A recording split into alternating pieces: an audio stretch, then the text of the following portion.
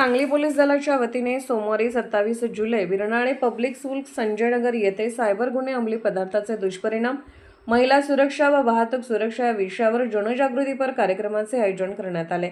विद्यार्थ्यांना सायबर सुरक्षेची जाणीव करून देणे, अंमली पदार्थाच्या व्यसनापासून दूर राहण्याचा संदेश देणे तसेच महिला व वाहतूक सुरक्षेबाबत मार्गदर्शन करणे हा कार्यक्रमाचा प्रमुख उद्देश होता। यावेळी डॉक्टर श्री चंद्रशेखर हळीगळे यांनी अंमली पदार्थाच्या सेवनामुळे होणारे शारीरिक, मानसिक व आर्थिक दुष्परिणाम स्पष्ट करत विद्यार्थ्यांना व्यसनमुक्त जीवन जगण्याचे आवाहन केले। व्यायाम, ध्यानधारणा आणि सकारात्मक जीवनशैलीचा स्वीकार करण्यावर त्यांनी भर दिला। सायबर पोलीस ठाण्याच्या सहाय्यक पोलीस निरीक्षक श्रीमती रुपाली बोबडे यांनी डिजिटल फसवणुकीपासून स्वतःचे संरक्षण, सोशल मीडियाचा सुरक्षित वापर आणि अनोळखी लिंक किंवा APK फाइल्सवर क्लिक न करण्याबाबत विद्यार्थ्यांना मार्गदर्शन केले। पोलीस अधीक्षक तुषार दोशी यांनी डिजिटल अरेस्ट, जादा परताव्याच्या आमिषाने होणारी फसवणूक आणि इतर सायबर गुन्ह्यांविषयी माहिती देत कोणत्याही आपत्कालीन परिस्थितीत 112 आणि सायबर फसवणुकीसाठी 1930 हेल्पलाईनचा वापर करण्याचे आवाहन केले।